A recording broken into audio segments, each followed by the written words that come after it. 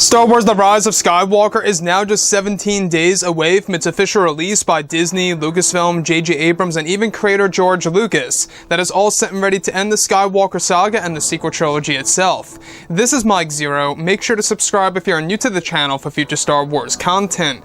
Now, we are just around the corner from getting the actual release of Episode 9. A lot of fans are very intrigued about this, worried about the movie, very apathetic towards Star Wars overall. There's a lot of mixed feelings going into The Rise of Skywalker ever since The Last Jedi backlash and everything that happened with the character of Luke and the entire Star Wars lore that came along with it. Now, on top of that, we do know that Disney, Lucasfilm, J.J. Abrams, they view this movie as a very important piece because it really does determine the future of the Star Wars franchise and where things will stand for Disney Plus, the new Star Wars trilogy, you name it. Now, with that being said, what's really intriguing about Episode 9 all has to do with the revelations that will unfold at the very end of this movie involving different characters like Rey, Kylo, Palpatine, and even the character of Anakin Skywalker. Now, specifically, what's really intriguing about the character of Anakin Skywalker is that shot descriptions consisting of a sequence where it's explained that one of the segments within the third act of the film is said to involve a moment in which Rey is said to be unconscious from Palpatine using his Force conduit technique on her that allows him to rejuvenate himself. It's said that eventually Ben Solo is able to restore Rey's health to where she is able to move around, where Palpatine sees that Ben is helping Rey.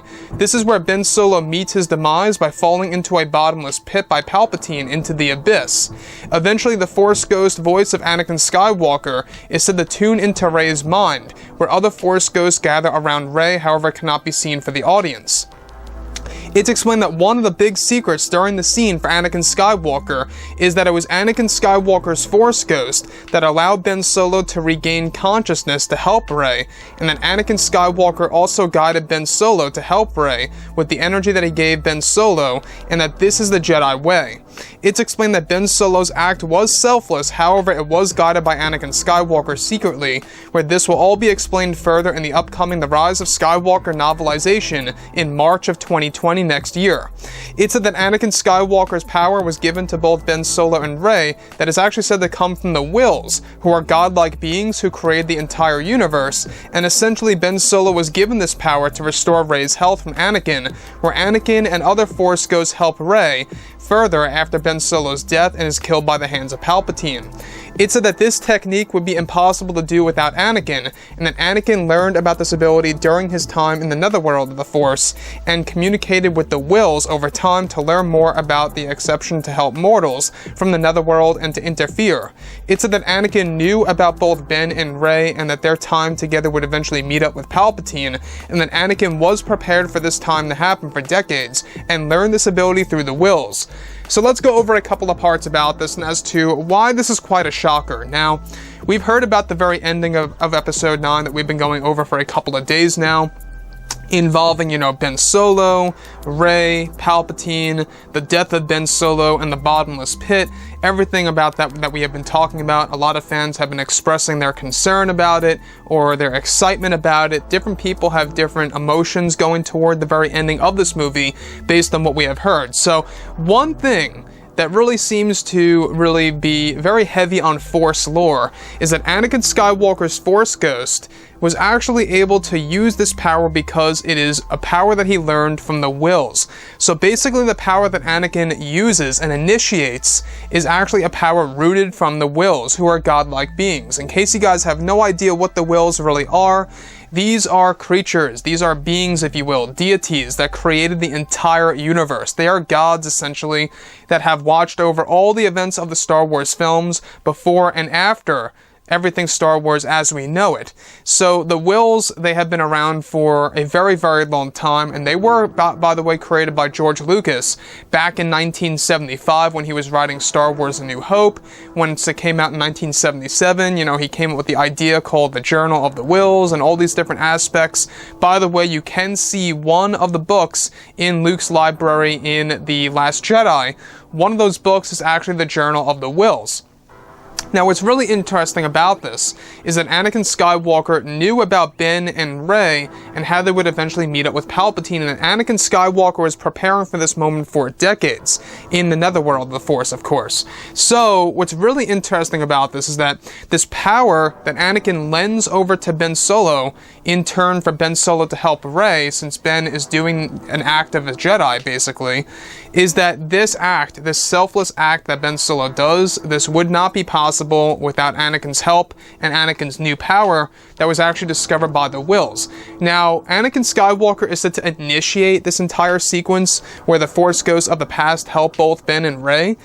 This is also to be done by Anakin Skywalker. If it weren't for Anakin, the other Force ghosts would not be able to do this.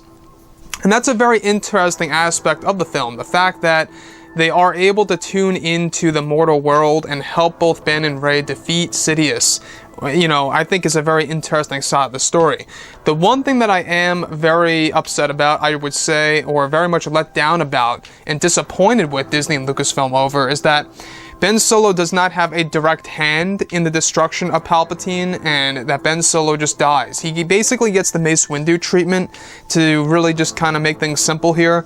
So basically the way Mace Windu dies is essentially the way Kylo Ren is going to die in Episode 9. Ben Solo falls to his death in the bottomless pit into the abyss through Force lightning being hit by, Kylo Ren from Palpatine, and that's exactly what happens. So, after Ben Solo's death, that's where the other Force ghosts and Anakin decide that they also now have to intervene fully to help Rey and bring her up and basically give her the energy that she needs. Ben Solo gave her a little push, but the Force ghosts of the past basically are the ones that really lifted Rey up on her feet and allow her to go up against Palpatine in The Rise of Skywalker. So, a lot of fans are expressing their different reactions on the ending of Episode 9 and whether or not Force ghosts should be able to do something like this, or if this is something that, Star Wars should even allow in the franchise. Yes, I will admit that it seems a little far out there that this doesn't really belong in a Star Wars movie, but again, J.J. Abrams is adding in a different medium to the franchise. He wants to use The Rise of Skywalker as a foundation to create new Star Wars lore surrounding the Jedi, the Sith, and the Force overall. And when it comes to the Force lore, that's exactly where this all comes into play. About Palpatine's new power called Force Conduit that allows him to rejuvenate himself, and of course, a new power by Anakin Skywalker that allows him to use the power of the Wills to essentially give Ben and Rey the hope that they need, and the other Force ghosts of the past using that ability because of Anakin. Again, I think it's a very heartwarming moment, but at the same exact time, it has its flaws. There are some Force ghosts that are not present in this particular scene, one of which being Qui-Gon Jinn. Disney and Lucasfilm completely ignored Qui-Gon Jinn. They could have brought in Liam Neeson easily, without hesitation. They could have easily brought him in, have him exchange a couple lines of dialogue, and call it a day. But instead, they have AHSOKA, TANO, and Ezra Bridger, which, by the way, is still fine. It's still great and all. But I just fear that a lot of fans aren't going to recognize their voices if it's not the exact voice actors from Star Wars Rebels, if you guys get what I'm saying here.